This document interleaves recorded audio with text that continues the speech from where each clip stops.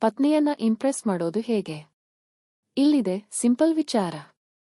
ಗಂಡ ಮತ್ತು ಹೆಂಡತಿಯ ನಡುವಿನ ಸಂಬಂಧವು ತುಂಬಾ ವಿಶೇಷವಾದ ಸಂಬಂಧ.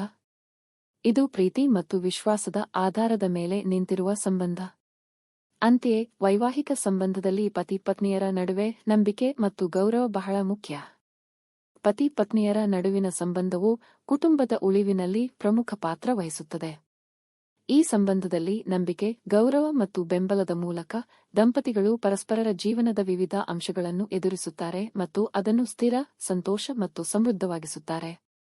ಹೆಂಡತಿಯನ್ನು ಸಂತೋಷವಾಗಿಡುವುದು ಪ್ರತಿಯೊಬ್ಬ ಗಂಡನ ಕರ್ತವ್ಯ. ಪ್ರತಿ ಪತಿ-ಪತ್ನಿಯ ಸಂಬಂಧಗಳು ವಿಭಿನ್ನವಾಗಿವೆ. ಆದರೆ ನೀವು ಈ ಸಣ್ಣ ವಿಷಯಗಳತ್ತ ಗಮನ ಹರಿಸಿದರೆ ನಿಮ್ಮ ಸಂಬಂಧವು ಪ್ರೀತಿಯಿಂದ ಕೊನೆಯವರೆಗೂ ಉಳಿಯುತ್ತದೆ. ಹಾಗಾದರೆ ಗಂಡಂದಿರು ತಮ್ಮ ಹೆಂಡತಿಯರನ್ನು ಮೆಚ್ಚಿಸಲು ಮಾಡಬೇಕಾದ ಕೆಲವು ಸಣ್ಣ ಕೆಲಸಗಳು ಯಾವುದು? ಅವರಿಗೆ ಯಾವುದು ಸಂತಸ ತರಲಿದೆ ಎಂಬುದನ್ನು ನೋಡಿ. ಪ್ರೀತಿ ಮತ್ತು ವಾತ್ಸಲ್ಯವನ್ನು ತೋರಿಸಿ. ನಿಮ್ಮ ಹೆಂಡತಿಗೆ ಪ್ರೀತಿ ಮತ್ತು ವಾತ್ಸಲ್ಯವನ್ನು ತೋರಿಸುವ ಮೂಲಕ ನೀವು ಅವಳನ್ನು ಸಂತೋಷಪಡಿಸಬಹುದು ಮತ್ತು ವಿಶೇಷತೆಯನ್ನು ಅನುಭವಿಸಬಹುದು. ಆಗಾಗ್ಗೆ ಅವಳೊಂದಿಗೆ ಪ್ರೀತಿಯ ಮಾತುಗಳನ್ನಾಡಿ. ಆಕೆಗೂ ಚಹಾ ಹಾಗೂ ಟೀ ಮಾಡಿಕೊಡಿ. ಇಲ್ಲವೇ ಮನೆ ಕೆಲಸಗಳಲ್ಲಿ ಸಹಾಯ ಮಾಡುವುದು ಮುಂತಾದ ಸಣ್ಣ ಕೆಲಸಗಳನ್ನು ಮಾಡಿ. ಇದೆಲ್ಲವೂ ನಿಮ್ಮ ಮೇಲೆ ಪ್ರಭಾವ ಬೀರಲು ಹೆಂಡತಿಗೆ ಸಹಾಯ ಮಾಡುತ್ತದೆ. ಅವರ ಮಾತುಗಳನ್ನು ಆಲಿಸಿ. ನಿಮ್ಮ ಹೆಂಡತಿ ಹೇಳುವುದನ್ನು ಎಚ್ಚರಿಕೆಯಿಂದ ಆಲಿಸಿ ಮತ್ತು ಅವಳ ಭಾವನೆಗಳನ್ನು ಅರ್ಥಮಾಡಿಕೊಳ್ಳಲು ಪ್ರಯತ್ನಿಸಿ. ಅವಳು ನಿಮ್ಮೊಂದಿಗೆ ಮಾತನಾಡುವಾಗ ಅವಳನ್ನು ಅಡ್ಡಿಪಡಿಸಬೇಡಿ. ಅವಳು ಏನು ಹೇಳುತ್ತಾಳೆ ಎಂಬುದರ ಬಗ್ಗೆ ನಿರಾಸಕ್ತಿ ತೋರಬೇಡಿ. ಅವರು ಸಾಮಾನ್ಯವಾಗಿ ತಮ್ಮ ಹೆಂಡತಿಯ ಮಾತನ್ನು ಕೇಳುವವರನ್ನು ಇಷ್ಟಪಡುತ್ತಾರೆ. ಆಕೆಯನ್ನು ಹೊಗಳಿ. ನಿಮ್ಮ ಹೆಂಡತಿಯನ್ನು ಮೆಚ್ಚಿಸಲು ಅವಳನ್ನು ಆಗಾಗ ಹೊಗಳುತ್ತೀರಿ.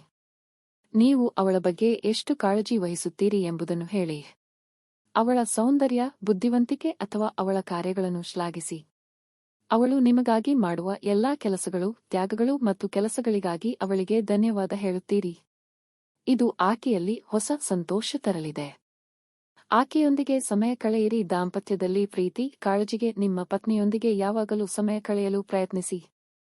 ಆಕೆಯೊಂದಿಗೆ ವಾಕಿಂಗ್ ಹೋಗಿ. ಆಗಾಗ ಆಕೆಗೆ ಗಿಫ್ಟ್ ನೀಡಿ. ಸಮಯ ಸಿಕ್ಕಾಗಲೆಲ್ಲ ಆಕೆಯೊಂದಿಗೆ ಮಾತನಾಡುತ್ತಾ ಇಲ್ಲವೇ ಹೊರಹೋಗುವ ಯೋಜನೆ ರೂಪಿಸಿ. ಇದರಿಂದ ಆಕೆಯೊಂದಿಗೆ ಸಮಯ ಕಳೆದಂತಾಗುತ್ತದೆ. ಆಗಾಗ ಸರ್ಪ್ರೈಸ್ ನೀಡಿ. ಪತ್ನಿಗೆ ಆಗಾಗ ಸರ್ಪ್ರೈಸ್ ನೀಡಲು ಮುಂದಾಗಿ. ಇದು ಪತ್ನಿಯಲ್ಲಿ ಸಂತೋಷ ತರುತ್ತದೆ.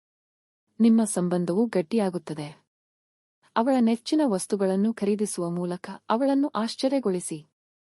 ಉಡುಗೊರೆಯನ್ನು ಖರೀದಿಸುವ ಮೂಲಕ ನೀವು ಅವಳನ್ನು ಸಂತೋಷಪಡಿಸಬಹುದು.